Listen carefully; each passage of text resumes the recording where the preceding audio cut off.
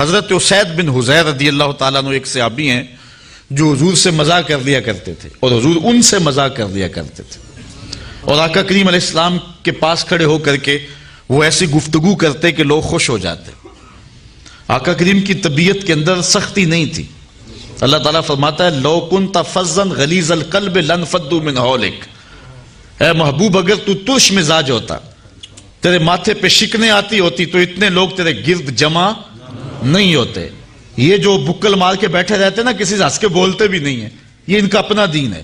رسول اللہ سے بڑھ کر تبسم کرنے والا کوئی نہیں تھا، متبسم رہتے تھے حضور۔ جب اکیلے ہوتے تو پھر متفکر رہتے، جب لوگوں سے ملتے تو پھر متبسم ہو جاتے، اور حضور دہک نہیں کرتے تھے۔ لیکن کبھی کبھی کوئی ایسی بات ہوتی تو حضور اتنا بھی مسکراتے کہ حضور کی داڑھیں بھی صحابہ کو نظر آتی۔ صحابہ سے مزاح کر لیتے، صحابہ حضور سے مزاح کر لیتے۔ ایک صحابی کا نام ظاہر بتلایا جاتا ہے، اور وہ ایک دیہات کا رہنے والا تھا، اور حضور فرمایا کرتے تھے یہ ہمارا دیہات ہے اور ہم اس کے شہر ہیں۔ اچھا، وہ مسجد نبوی کے آس پاس گھاس لا کر کے بیچتا تھا، اپنے گاؤں سے کاٹتا اور یہاں بیچتا، اور یہاں جو پیسے ملتے اس کی چیزیں اپنے دیہات کے لیے لے جاتا۔ ایک دن وہ گھاس بیچ رہا تھا، حضور گزرے، دیکھا کہ ظاہر بیٹھا ہوا ہے، حضور پیچھے سے گئے چپکے سے اور اس کی کولی بھر لی۔ یہ کسی کے پیار کو دیکھنا ہونا کہ یہ میرے سے کتنا پیار کرتا ہے، تو وہ بیٹھا ہو تو اچانک پیچھے سے جا کے اس کی آنکھیں بند کر لیتے، اس کو کہتے ہیں کولی بھرنا۔ اب دیکھتے ہیں آپ کہ یہ میرا نام لیتا ہے کہ نہیں لیتا۔ ہر وقت کہتا ہے جی میں تجھے ہی یاد کر رہا تھا، اب پتہ چلے کہ مجھے یاد کرتا ہے کہ نہیں کرتا، کس نمبر پہ میرا نام آتا ہے۔ آپ دیکھتے چیک کرتے نا کسی کو، اور اگر وہ بوجھ لے نام کہ میں کون ہے، کس کے ہاتھ ہیں، تو پھر اس کی محبت کا بھرم رہ جاتا ہے۔ ورنہ آپ اس کو کہتے ہیں، ہر وقت کہتا ہے میں تجھے ہی یاد کرتا تھا، آج پہچان ہی نہیں سکا۔ اب حضور گئے نا، چپکے سے جا کے حضرت ظاہر کی کولی بھر لی۔ اچھا، حضور کے ہاتھ آئے ہو تو پتہ نہ چلے کس کے ہاتھ ہیں۔ اللہ اکبر، ان کو پتہ چل گیا کہ یہ ہاتھ میرے حضور کے ہی ہیں، تو انہوں نے پتہ کیا کیا، کچھ بتانے کی بجائے اپنی کمر کو پیچھے کیا، حضور کے سینے سے جوڑا رگڑنا شروع کر دیا۔ حضور آنکھیں دبائیں کہ بول بتا کون، لیکن وہ بولے ہی نہ، اور میں کہتا ہوں اس نے کبھی بھی نہیں بولنا تھا۔ سفنے دے وچ ماہی ملیا، سفنے دے وچ ماہی ملیا تے گل وچ پا لیاں باواں، ڈر دی ماری اکھ نہ کھولا متا پھر وچڑ نہ جاواں۔ حضرت ظاہر بول ہی نہیں رہے اور حضور آنکھیں دبا رہے۔ پھر حضور نے خود ہی فرمایا اس غلام کو کون خریدے گا؟ اس نے کہا حضور میں تو بڑا سستا ہوں، مجھے کس نے خریدنا ہے؟ فرمایا تو اللہ کے ہاں بڑا مہنگا ہے، تو اللہ کے ہاں بڑا مہنگا ہے۔ تو صحابہ حضور سے مزاح کر لیتے۔ ایک صحابی کا ذکر آتا ہے وہ حضور سے عملی مزاح کرتا تھا۔ ایک تو ہے کہ گفتگو ایسی کرو کہ مزاح پیدا ہو جائے، ایک ہے کام ہی ایسا کرو۔ وہ جاتا منڈی میں سبزی خرید لیتا، کوئی نیا پھل آتا خرید لیتا، حضور کی خدمت میں آ کے ہدیہ پیش کرتا، حضور قبول کرتے، خود کھاتے، جو پاس بیٹھے ہوتے ان کو کھلا دیتے۔ اچھا، اس کو دعا دیتے کہ یہ نیا پھل آیا تو نے ہمیں کھلایا، اللہ تجھے جزا دے۔ 2 4 5 دن بعد دوبارہ جب وہ منڈی جاتا نا، تو جس سے وہ پھل لیا ہوا تھا، لیا تو ادھار ہوتا، وہ پیسے مانگتا، کہتا آپ تجھے حضور کے پاس لے کے چلو، یہ پھل تو میں حضور کے لیے لے کے گیا تھا۔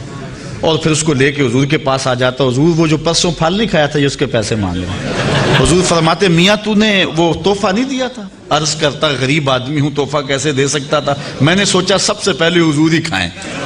تو آقا کریم اس کی قیمت بھی ادا کرتے اور پھر دوبارہ دعا دیتے، پھل کھلاتا، مفت کھلاتا، 2 مرتبہ دعائیں بھی لے جاتا۔ تو یہ آقا کریم علیہ السلام کے ساتھ صحابہ کا یہ محبت کا انداز تھا۔ اللہ اکبر۔ یہ حضرت اسید بن حضیر بھی ایسے شخص تھے۔ اچھا، ایک دن کھڑے کھڑے حضور علیہ السلام سے باتیں چل رہی ہیں، تو حضرت اسید بن حضیر کے پہلو سے کپڑا ہٹا ہوا تھا، تو یہ ایسی باتیں سنا رہا ہے کہ لوگ خوش ہو رہے ہیں، لوٹ پوٹ ہو رہے ہیں۔ حضور نے اپنے ہاتھ کو ان کی جو ہے ان کے پہلو پہ مارا، کہا چل بس بھی کر اب۔ تو حضرت حضیر کا رنگ جو ہے ایک دم بدل گیا۔ عرض کی حضور میں نے بدلہ لینا ہے۔ سب حیران ہے کہ حضیر کیا کہہ رہے ہیں، ابھی ہنس رہے تھے، اب کہتے ہیں میں بدلہ لینا ہے۔ حضور ناراض نہیں ہوئے، حضور نے فرمایا لے لے بھائی۔ اس نے کہا نہ، جب آپ نے مجھے تھپڑ رسید کیا تھا نا، تو میرا کش جو تھا، میرا جو پہلو تھا وہ برہنہ تھا، ننگا تھا، اس کے اوپر کپڑا نہیں تھا۔ حضور نے کپڑا ہٹا دیا۔ اللہ اکبر۔ جب کپڑا ہٹایا نا، سارے صحابہ کو غصہ آ رہا حضرت اسید پہ، یہ کیا کرنے لگے؟ لیکن جب حضور کا کپڑا ہٹانا اور گوری گوری حضور کے پہلوؤں کی وہ رنگت اور جھلک دکھائی دی. اب لفظ سنو، فاحتضنہ فجعل یقبل کشہہ فقال بأبی انت وأمی یا رسول اللہ اردت ھذا، آگے بڑھ کے لپٹ گیا اور حضور کے پہلو کو چومنے لگا اور پھر کہنے لگا میرے ماں باپ آپ پہ قربان ہو حضور، یہ سارا کام میں نے اس لیے کیا تھا، ورنہ میں کون ہوتا ہوں آپ سے بدلہ لینے والا. اللہ اکبر.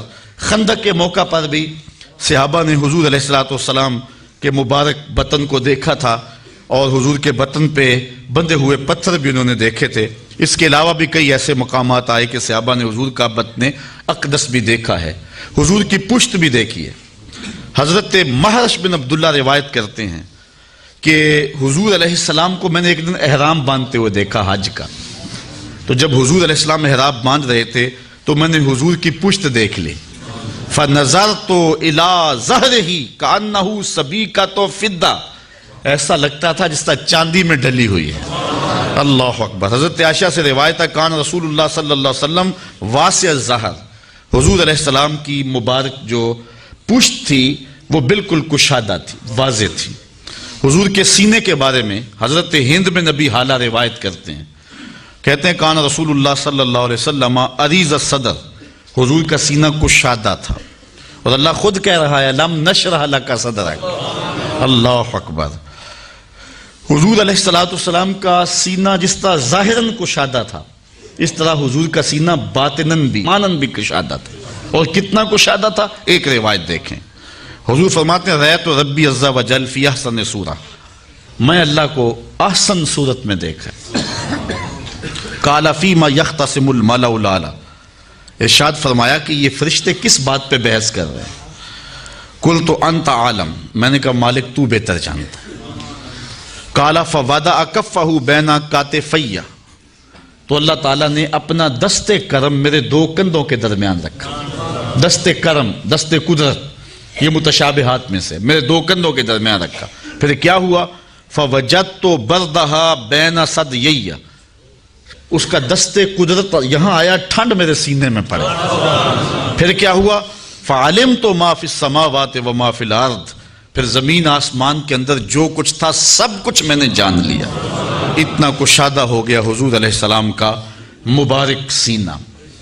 حضور کے سینہ اطہر میں حضور علیہ السلام کا قلب اطہر تھا. اچھا، اعلیٰ حضرت کا سلام آپ ہر جمعۃ المبارک کو سنتے ہیں، اس میں حضور کے معجزات کا بھی بیان ہے اور حضور کے پائے انور سے لے کر کے حضور کے سر انور تک حضور کے ایک ایک عضو کا حسن بھی بیان ہوا ہے. کبھی ہونٹوں کا ذکر کرتے ہیں، پتلی پتلی گلے قدس کی پتیاں، ان لبوں کی نزاکت پہ لاکھوں سلام. کبھی سر کا ذکر کرتے ہیں جس کے آگے سرے سروراں خم رہے. کبھی حضور علیہ السلام کی آنکھوں کی اور حضور کی ناک کا ذکر کرتے ہیں، نیچی نظروں کی شرم و حیا پر درود، اونچی بینی کی رفت پہ لاکھوں سلام. کبھی ہاتھوں کا ذکر، ہاتھ جس سمت اٹھے غنی کر دیا، موج بحر سماحت پہ لاکھوں سلام. کبھی سینے کی، کبھی پشت مبارک کی، کبھی کندھوں کا ذکر، ایک ایک عضو کا ذکر کیا. لیکن اعلیٰ حضرت جب دل پہ آئے نا، حضور کے قلب اطہر پہ، پھر اعلیٰ حضرت چپ ہو گئے. پھر قلم نے جنبش کی تو میرے امام نے لکھا دل سمجھ سے ورا. ہر عضو کا کوئی نہ کوئی قصیدہ میں نے لکھا ہے، لیکن اب دل کے بارے میں کیا لکھوں؟ دل سمجھ سے ورا مگر یوں کہوں غنچائے راز وحدت پہ لاکھوں سلام. جب شک صدر ہوا ہے نا حضور کا اور قلب اطہر نکالا گیا اور آب زمزم سے غسل دیا گیا، جس سال حضور جب معراج پہ جانا تھا تو جبریل امین نے 2 لفظ کہے تھے حضور کے قلب اطہر کے بارے میں، وہی لفظ ملتے ہیں حضور کے دل کے بارے میں. اللہ اکبر. وہ بیان کرتے ہیں امام بدر الدین عینی نے عمدۃ القاری شرح صحیح بخاری میں وہ لفظ لکھے ہیں. جبریل نے کہا واہ واہ قلب وکیع فیہ اذنان سمیعتان و عینان بصیرتان، واہ واہ کیسا دل ہے جس میں 2 آنکھیں ہیں جو دیکھتی ہیں اور 2 کان ہیں جو سنتے ہیں. اسی لیے فرمایا صحابہ اپنی صفیں سیدھی رکھا کرو، مت سمجھو کہ میں صرف آگے دیکھتا ہوں، جس طرح آگے دیکھتا ہوں میں پیچھے بھی دیکھتا ہوں، میں تمہارے رکوع بھی دیکھتا ہوں اور دلوں میں پیدا ہونے والے خشوع بھی دیکھتا ہوں. اور اقبال کہتا ہے چشم تو بینندائے ما فی الصدور اے فروغت صبح آثار و دہور، چشم تو بھی نندائے ما فی الصدور، تیری نظر تو سینوں کے چھپے راز بھی دیکھتی ہے۔ تو یہ اللہ نے اپنے محبوب کے دل کو وہ نور دیا ہے۔ حضور نے فرمایا، حضرت عائشہ سے روایت ہے، تنام عینایا ولا ینام قلبی، میری آنکھیں سوتی ہیں، دل نہیں سوتا رہتا۔ اسی لیے ہماری نیند وضو توڑ دیتی ہے، نبی کی نیند وضو نہیں توڑتی، اس لیے کہ دل تو جاگ رہا ہوتا ہے حضور کا۔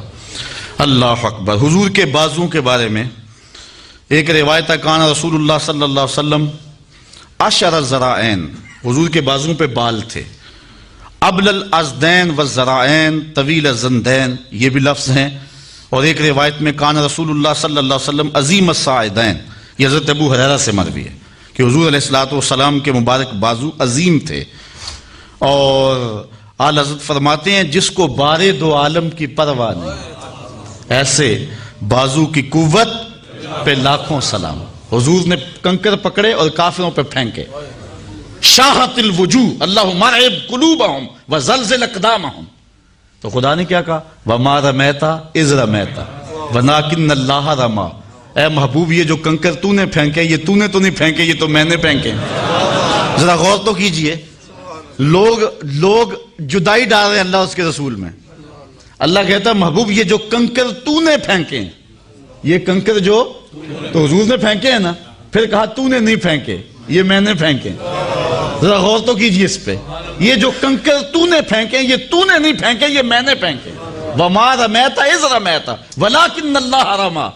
ہمارے استاد فرمایا کرتے تھے کہ لوگوں کو غلطی لگ گئی ہے دین سمجھنے میں، ہم یہ نہیں کہتے کہ اللہ اس کے رسول کی ذات ایک ہے، اگر یہ کہیں گے تو کافر ہوں گے، یہ نہیں کہتے۔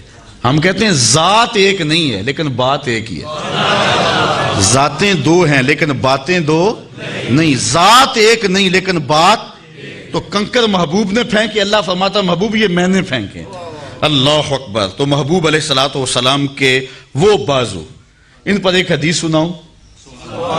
ایک ظاہری حسن ہے نا بازوں کا، اور ظاہری لمبائی ہے کہ موزونیت کے ساتھ حضور علیہ السلام کے مبارک بازو لمبے تھے، لیکن اس کا ایک اور مانوی قد بھی ہے، اور وہ حضرت عبداللہ ابن عباس بیان کرتے ہیں، کہتے ہیں نماز پڑھائی حضور نے، نماز پڑھاتے پڑھاتے حضور نے ہاتھ آگے کیا، بخاری کی روایت ہے، پھر پیچھے کر لیا، سلام پھرا تو صحابہ نے پوچھ لیا، حضور آج آپ نے نماز پڑھاتے پڑھاتے ہاتھ آگے کیا پھر کھینچ لیا، کیونکہ صحابہ سمجھتے تھے حضور کی اداؤں کا نام دین ہے، تو یہ آج نئی ادا سامنے آئی ہے تو یہ بھی دین ہوگا۔ تو انہوں نے کہا کہ حضور ہم بھی ایسے کیا کریں، یہ نماز کا حصہ ہے، تو یہ آپ نے فرمایا کہ کیوں ایسا فرمایا؟ تو حضور نے فرمایا اصل بات یہ نہیں تھی، بات یہ تھی جنت میں کھجوروں کا ایک خوشہ لٹک رہا تھا، جنت میں کھجوروں کا ایک خوشہ لٹک رہا تھا، میں اس کو توڑنے کے لیے بازو بڑھایا تھا، پھر میں توڑنے لگا، پھر میں نے نہیں توڑا، اور اگر میں توڑ لیتا تم دنیا کے ختم ہونے تک کھاتے رہتے، ختم نہ ہوتا۔ اب جنت کہاں ہے؟ 7 آسمانوں کے اوپر، پہلے آسمان تک جانا ہو، عربی تازی گھوڑا ہو، بغیر کسی رکے ہوئے 500 سال تک دوڑے تو پہلے آسمان تک پہنچے، پھر اتنی ہی موٹائی، پھر 2 آسمانوں کے درمیان فاصلہ، پھر دوسرا، پھر تیسرا، پھر فاصلہ، پھر کہیں جنت کا درخت بھی ایک 500 سال کی اونچائی پہ ہوتا ہے، اور حضور نے یہاں سے ہاتھ اٹھایا اور وہاں پہنچا دیا۔ وہاں تک جا سکتا ہے، ضرورت وہاں تک تھی کیونکہ پھل وہاں لگا تھا، اگر آگے بھی لے جانا چاہتے تو جا سکتا، کیونکہ پھل وہ توڑنا اس لیے وہاں تک پہنچایا۔ میں اور آپ اپنا ہاتھ اٹھائیں تو کتنا اونچی جائے گا؟ 3 فٹ اونچا، اس سے تو نہیں جاتا۔ ہاں نظر میری اگر چھت نہ ہو درمیان میں تو دوسرے تیسرے آسمان کے ستارے بھی دیکھ لیتی، آپ کی نظر بھی دیکھ لیتی۔